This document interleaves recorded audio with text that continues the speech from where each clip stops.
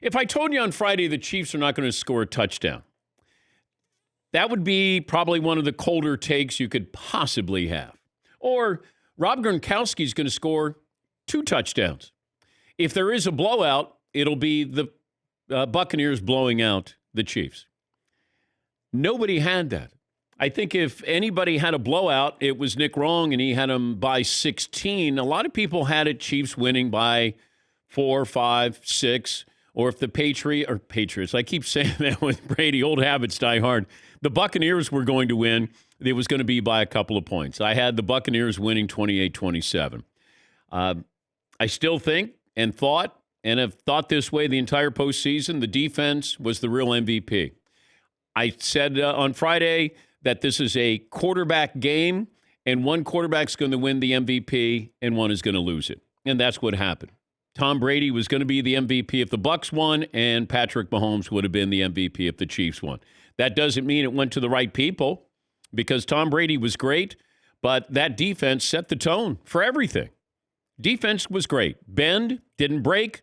Chiefs had a chance inside the red zone. You come away with 3 field goals. Shaq Barrett, wonderful. Devin White, you know how I felt about him all season long? He's only 22. But if you're going to put that much pressure on Patrick Mahomes and you don't blitz, you got a great chance of winning. And that's what happened. He was hurried 24 times, if you follow such stats. But it comes down to, can you make some plays? And who would have thought former Patriots, Rob Gronkowski, Antonio Brown, are going to score touchdowns in the Super Bowl? Leonard Fournette was kicked to the curb by the Jags. He was cut. Leonard Fournette was wonderful last night. Nobody wanted Leonard Fournette. You already had Ronald Jones, so you had a good running back. They brought in Fournette, and Fournette was great last night. Had touchdown run. He rushed for almost 90 yards. He was there for a couple of pass receptions. He kept moving the chains, and that's a big difference here with that team. And you had not the deep ball. I mean, Mike Evans had a couple of catches, but, who would have thought Gronk was going to be a big difference maker there, and then Antonio Brown as well. But even though he's considered the GOAT, it's still easy to take Tom Brady for granted. We're so used to seeing him on the podium after a Super Bowl. I think we lose sight of how improbable this run is. Because keep in mind, if you're old enough to understand the Buccaneers organization, it has been the laughingstock of the NFL. I don't think anybody's close to the Buccaneers, and they do have a Super Bowl. I mean, the Lions are bad.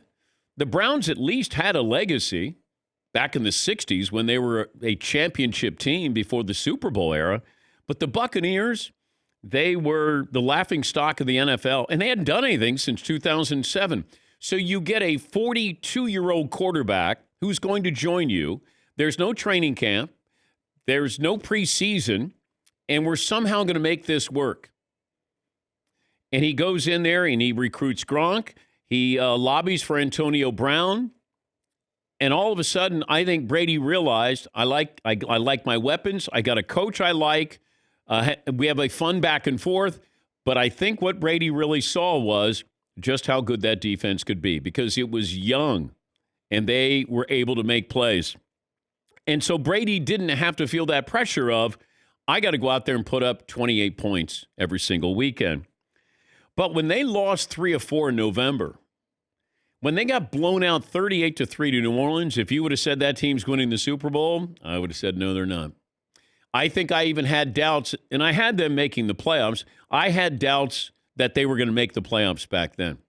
I mean, they were a wild card team. But it all came together when it's supposed to come together, and that is the playoffs. But I still go back to the defense. Even though Brady transformed the Buccaneers, you could say this is his most improbable title. Maybe you go back to the first one he had when he was with New England, when he took over for Drew Bledsoe. But this is different. It's incredible the Bucs team could come together so quickly. And, Brady's achieved everything. But the feeling is he hasn't achieved anything. If you see him on the field, he's demonstrative. It's so important to him. And he does have the title of greatest of all time. But congrats to Brady, the Buccaneers. We witnessed NFL history once again last night, another milestone in Brady's remarkable career. And congrats to the Bucs and the greatest quarterback of all time. Here is Tom Brady talking about that defense. They stepped up to the challenge. And, you go up against a guy like Pat, incredible player. And Aaron, MVP, 2 weeks ago, they played incredible. And then Drew, they played great. They stepped up. They rose to the occasion. He also had this to say about his legacy. Have you given any thought to what this all means to your legacy, all the factors that you had to go through to make it to this point? We've been grinding pretty hard, so I haven't really had a lot of time to think about all the, things like that. So I'm just blessed, grateful for my teammates, all the people that have supported us all year, my boy Alex. It's been a great year. The Chiefs are just the third team to not score a touchdown in the Super Bowl, joining the Dolphins. They played Dallas and lost 24-3, and the Rams against New England, that was 13-3. Let me run down the guest list. Chris Sims, Pro Football Talk, will join us coming up. Rick Stroud of the Tampa Bay Times. We had Rick on a couple of times when Brady joined the Buccaneers, and we've had him on periodically throughout the season. And even after bad games where you go, man, I don't know. Got my doubts about this team. Tom Curran, who covers the Patriots. No. Yeah, I figured I'd have Tom on. Tommy was tweeting last night. I'm curious how this is going over in the New England area with Tom Brady. But the Buccaneers handled the Chiefs. Brady wins the MVP. Phone calls are always welcome, as we always do every Monday. It's best and worst of the weekend, what you saw that you liked, you didn't like. 877-3DP-SHOW. Sign up for the DP Show newsletter, available daily, 6 Eastern, 3 Pacific. You can go to danpatrick.com, enter your email address in the box that slides out in the bottom right corner. Some people have reminded me, hey, you said the Chiefs were the better team. Yes, going into that game, I thought the Chiefs were the better team, but I said, and I've said on numerous times, I'd never bet against Tom Brady. Until he loses, where I think that he is not playing well, then I would change my opinion. If I was betting Tom Brady, I'd be a rich man. Even when he lost to the Eagles, he played as well as you could possibly play, maybe the greatest performance in a losing effort in Super Bowl history. Brady makes plays. Now, did I have questions about the officiating? Absolutely. If I'm a Chiefs fan, I'm going to look at that and say it felt one-sided, and there were times in the first half I thought that there were a couple of times they could have picked up the flags. Chris Jones retaliation, Tyrann Mathieu retaliation, the pass interference in the end zone. I didn't think those were necessary calls. Mike Evans getting tripped, you got to call it. Offsides, there are moments where you go, Kansas City didn't look ready. They didn't look ready for what Todd Bowles, the defensive coordinator, did. And we said it, that I thought if Shaq Barrett is going against the same tackle that the Denver Broncos and Von Miller took advantage of 6 years ago, I'm guessing that tackle is not that much better than he was 6 years ago. And Shaq Barrett is a beast. And they were missing a couple of offensive linemen. And they took advantage of that. When you don't have to blitz Mahomes, and you just play zone, usually first down and second down, and they really mix things up, take away Tyreek Hill. Best you can. Kelsey had catches. Take away Tyreek Hill. Tyreek Hill's the one where that's the backbreaker. If you let Kelsey catch and you move down, but you move down slower, it's okay. 8 yards a catch, we're fine with that. We cannot give up a home run. And they didn't. Secondary, that was belittled after what happened week 8 when Tyreek Hill burned him for, almost 275 yards.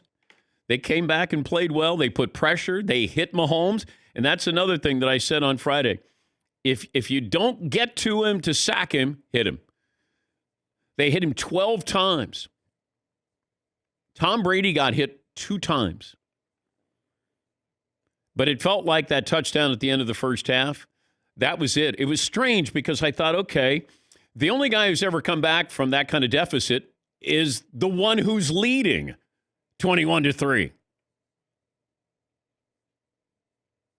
And as much as, we love the magic of Mahomes, it wasn't there.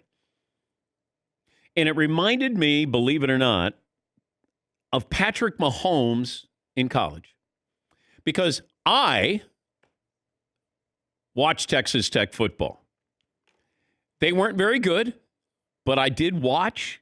And usually I'd come in on Monday and tell the Danettes, this guy, he's a lot of fun. I don't know if he can play in the NFL. But they'd lose 45-41, and he just ran for his life. And that's what I thought when I was watching. He ran for his life. And he's got a toe he's going to need surgery on. And given the circumstances, I mean, he had moments. He played well considering. They put a lot of pressure. They hit him, and his receivers didn't help him out.